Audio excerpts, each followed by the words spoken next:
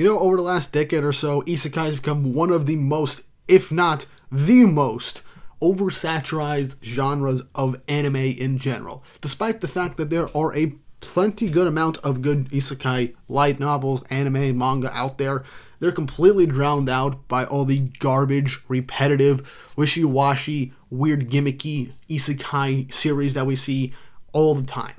So many of them are created that are just boring, uncreative, and just feel like copy-paste with slight variations to the point where who gives a damn? These are just so boring, even if they are pretty interesting in terms of baseline concepts for some of them.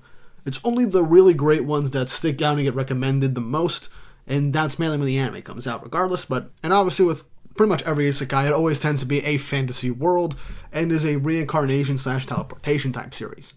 But what if I told you there was an isekai manga that was actually not just fun and engaging, with an interesting main character, and just overall a really enjoyable read? Well, that's what I'm going to talk to you guys today about Yakuza Reincarnation, a monthly seinen manga that has been going on since July of 2019 and is still ongoing to this day. And there's over 10 volumes at the point of recording this video that are officially out in English, and I've been binge reading a lot of them, and it's just been such a really fun time to read through. But before I jump into this manga, don't forget to like, subscribe, and hit the notification bell for updates on future videos. Really helps and it shows you guys enjoy the content I make here on the channel and shows you want to see more. Support this a lot more, and I'll make more recommendation videos because this is something that I really want to get back into, because those are some of the most fun videos I've made, like when I first really got this channel going. So let me know what series you'd like me to do quick recommendation videos of or quick reviews of next. Let me know. Now that out of the way, let's jump right into this. So, what is Yakuza Reincarnation? Well, Yakuza Reincarnation follows an old school Yakuza man named Nagamasu Ryumatsu, who has just a heart of gold. He's an old school Yakuza member who defends his turf with everything he's got, and has his own ideals on how to be a proper Yakuza boss and how to run things. Until one day, one of his proteges who runs a gang of young thugs ends up deciding to take his turf from him, ambushes him at a wharf, ending with his death.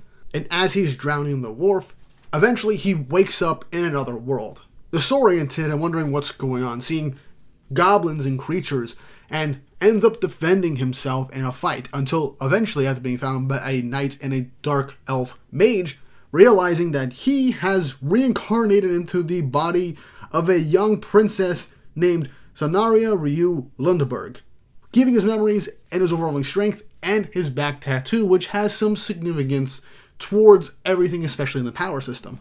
Now, despite being confused, now going by Ryu, she ends up taking things in stride, deciding to take this situation at face value and decide what to do next. And it's revealed that he essentially got reincarnated into the body of a princess, and so now she, after a technically an assassination attempt that seemingly went well, but she ended up getting reincarnated into this body now, ends up kind of having to run away and hide due to the intense political climate of the kingdom that she got reincarnated into. And so her only bodyguards are the very well-meaning, kind of jovial knight Giovanni and the skilled dark elf mage Niu. And with how the situation goes, they have to go to different towns and try and stay safe, as it seems that there is a conspiracy trying to make it so that Ryu is not the actual princess, which in technicality she's not, but it is. It's the whole thing with reincarnation. But the actual princess is in the kingdom with her brother, who is assuming the throne after everything going on. And there is some vast stuff going on with the demons of this world, destroying towns, causing people to turn into demons, the remains of a great demon god, and demon lord generals roaming the land. There is so much going on in this world that I find incredibly interesting, because while Ryu just got plumped and reincarnated into this world, into the body of a princess that was in a failed assassination attempt, there is so many factions of demons basically turning this world over upside down, trying to revive a demon god. And we end up seeing the world building of this as we go from town to town, seeing how things are being affected, to the point where there's literally a drug being utilized with parts of this demon god turning people into vicious demons. And you see the corruption and basically wiggling through of demons into specific political positions of power, or even whispering in people's ears to get their plans in motion. And that's what makes things interesting, despite our MC being relatively powerful physically, and also with the power system of roots in this world, with skills and abilities, with her back tattoo being a huge part of it. We get to see things progress in a pretty well-paced manner. Ryu's straightforward nature and knowledge of how she basically ran an underground organization in her past helps her come to conclusions that other people wouldn't. Obviously, a lot of things just come down to her basically just beating the ever-living crap out of people with her fists and just making them go around like a ping pong ball. But she is not an overpowered badass to the point where it's boring. She does face some interesting challenges and has to do things with other characters to win, especially in the Dwarf arc, which is my favorite at this point, where I caught back up with the series and am now currently reading it, where I left off last in terms of the physical release of the manga, which is probably my favorite arc in the series so far, because we get some more lore about everything that went on in the world previously, about a dragon, the dragon's son, and having some of these things tie back to Ryu's previous life as a Yakuza member, it feels a lot more personal than I initially thought it would be, thus allowing things to kind of add more to Ryu's connections with people. Literally doing Yakuza rituals to kind of bring them under as her brothers in arms, family, etc., part of her faction, and growing as things progress, as we then eventually see more of what's going on in the world, how things end up having some more complications, a pretty relatively emotional death of a character, which I did not expect to die. Signs were there, but I expected things to work out, and the arc worked out, but I didn't expect there to be a death that I would actually end up caring about, which is something I rarely get in certain isekais. So that is already a good sign. And like I said, the world building that we have in the chapters that we have at this moment are just very well done, well placed to the point where things can progress later on with certain plot points, but as we move on with Ryu and her group, things start to unravel and get revealed as things go on.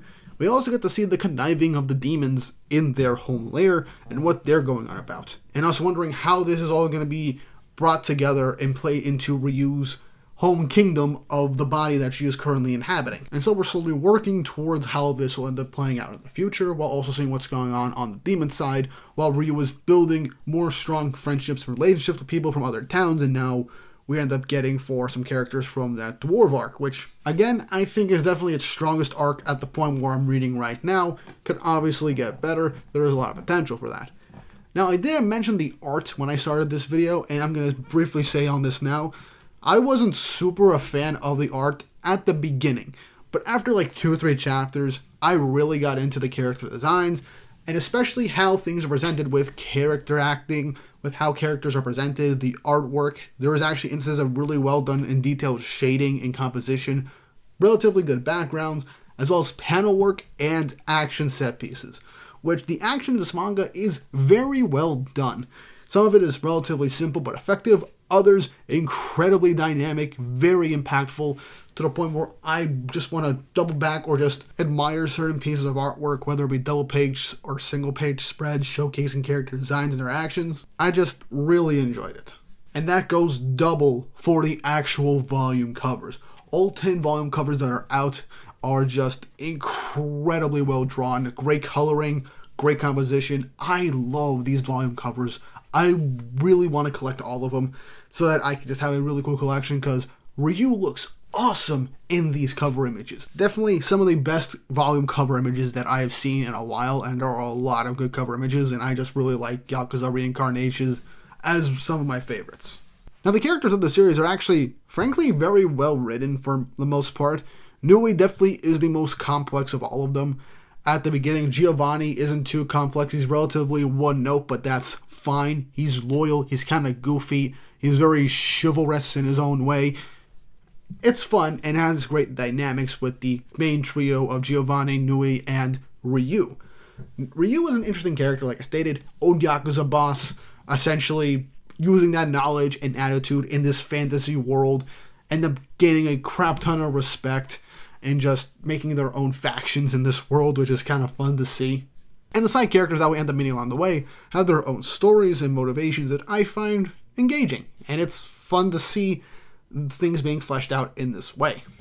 Also, this manga is no stranger to characters crashing out, or just some like what the fuck moments we're seeing in these series in panels, because like this series is going to be incredibly brutal, and while not, you know, berserk or like incredibly super dark fantasy levels of brutal, it is relatively brutal in many instances and can get kind of dark with its imagery for the most part. It really does well to showcase the tone and atmosphere that we got in this series, and I kind of appreciate it. Now, I haven't mentioned this, but the power system of this world, Roots, is actually pretty fun to see because characters have these lines on their arms that showcase their level of magic and the advancement and strength of their magical abilities and the spells that they can effect in. And these roots are actually mostly shown in a character's arms. Ryu, obviously being the MC of an isekai story, has 2 roots. And there are multiple ways to essentially grow and acquire your roots, whether it be through training, talent, inheriting it, your environment, nature, or customs. It is a visible system of veins on somebody's body. Also called the guide skill tree. And it's usually just 1 per person, but Ryu has 2 like I mentioned.